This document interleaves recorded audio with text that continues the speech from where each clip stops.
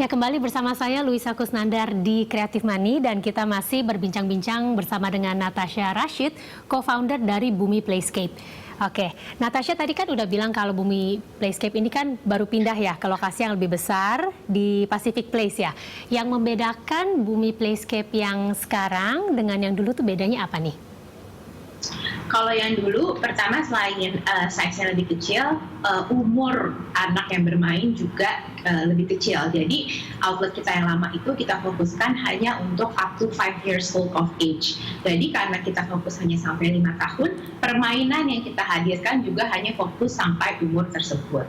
Nah, setelah beberapa lama berjalan, kita merasa, aduh kok kayaknya nggak bisa ya kita hanya mencakup anak umur 5 tahun. Karena pasti ketika anak datang, itu kemungkinan besar dia datang sama older siblings ya, di mana umurnya sudah di atas 5 tahun. Jadi di Bumi Playscape yang baru ini, perbedaan pertama yang paling jelas adalah size-nya sangat jauh lebih besar, berarti area bermainnya juga lebih besar.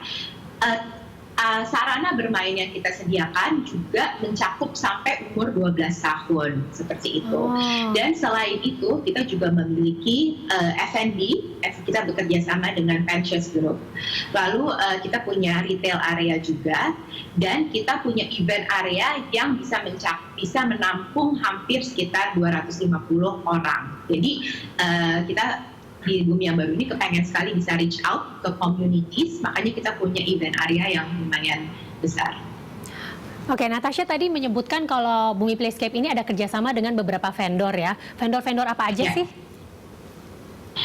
Kita bisa dibagi misalnya vendor kelas. Kalau vendor kelas itu kita bekerja sama dengan contohnya Jakarta Children's Center, kita bekerja sama juga ada vendor Zumba dan ada vendor Science, seperti itu.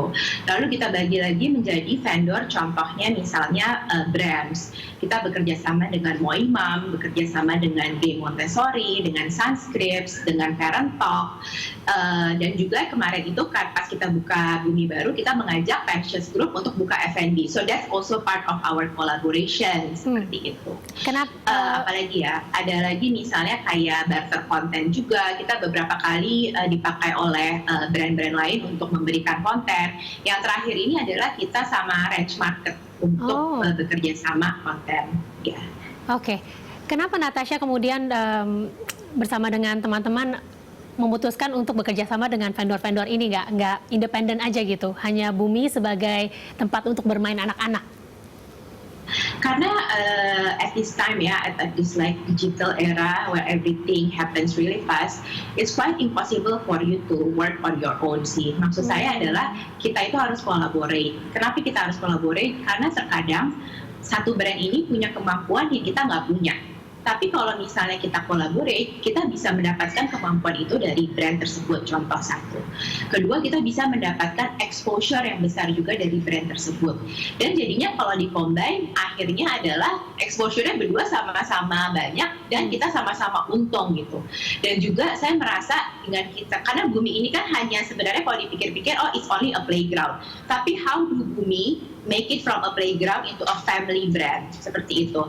Caranya untuk menjadikan Bumi menjadi family brand adalah bekerja sama dengan brand-brand lain yang memang mendukung family. Kalau kita bekerja sama seperti itu, kita menjadikan Bumi dari yang cuma tadinya awalnya playground, akhirnya menjadi family brand. Ya, tentunya dengan brand-brand terpercaya yang ibu-ibu udah pada tahu lah ya kira-kira gitu ya. Ya, ya. Sistem kerjasama dengan brand-brand ini gimana Natasha? Bagi hasil atau gimana tuh? Tergantung ya, misalnya kalau kelas kita bagi hasil. Salah satu alasan kenapa sih kita pakai brand yang sudah terpercaya untuk bikin kelas, karena kita nggak mau kalau kita bikin sendiri nanti kualitasnya nggak sama gitu loh.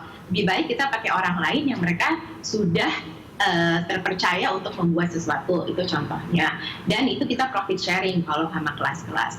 Lalu kalau misalnya sama, contohnya kita bekerja sama Rumah Sakit Brawijaya, ini juga lumayan sering kerja sama, itu biasanya kita barter konten saja. Mereka menghadirkan sosok untuk kita membuat IG Live, nanti kita membantu mereka untuk mempromosikan misalnya promosi health check up atau dental check up. Kalau sama Range Market itu lebih berbayar gitu. Jadi ada beberapa cara atau sistem yang kita hadirkan untuk kerjasama dengan vendor-vendor. Kita bicara sebelum COVID-19 ya. Pas sebelum COVID-19 itu kira-kira dalam sehari tuh ada berapa pengunjung sih, berapa anak-anak yang datang untuk bermain di Playscape, di Bumi Playscape? Kalau waktu itu karena kita baru buka itu satu hari sekitar 50 untuk untuk weekdays itu sekitar 50 anak. Itu di luar orang tuanya ya. Jadi 50 anak terus mungkin bisa jadi 50 plus dewasa gitu. Terus untuk weekendnya itu kita reach our highest number di 200 anak untuk weekend. Hari Sabtu biasanya paling lebih ramai dibanding hari ini. Iya. Oke, sejak dibuka tanggal 3 Mei 2018 ya, jadi sudah kira-kira 2 tahun beroperasi, sudah BEP belum sih? Udah mencapai break even point sejauh ini? Jadi gini, kita dari buka, pokoknya kita buka Mei, itu 3 bulan setelah buka kita sudah bisa sustain our own operational expense tanpa ada pendanaan lagi atau memakai dana sementara untuk operational expense. Tapi kalau ditanya sudah balik modal adalah jawabannya belum. Kenapa? Karena kita langsung buka outlet yang lebih besar lagi. Jadi kita actually waiting for the outlet yang lebih besar untuk menghasilkan supaya bisa balik modal. Udah ada target belum bakal break even point-nya kapan? Meskipun sekarang memang agak very uncertain ya. Ya. Untuk bisa mulai mengembalikan modal lagi itu kita targetkan antara 4 sampai 5 tahun sih. Karena bisnis Bumi ini seperti bisnis sekolah ya jatuhnya. It's not like fast retail, tapi kita itu melihat bisnis kita seperti bisnis sekolah. Ya, konsisten lah ya. Tetaplah bersama kami di Creative Money.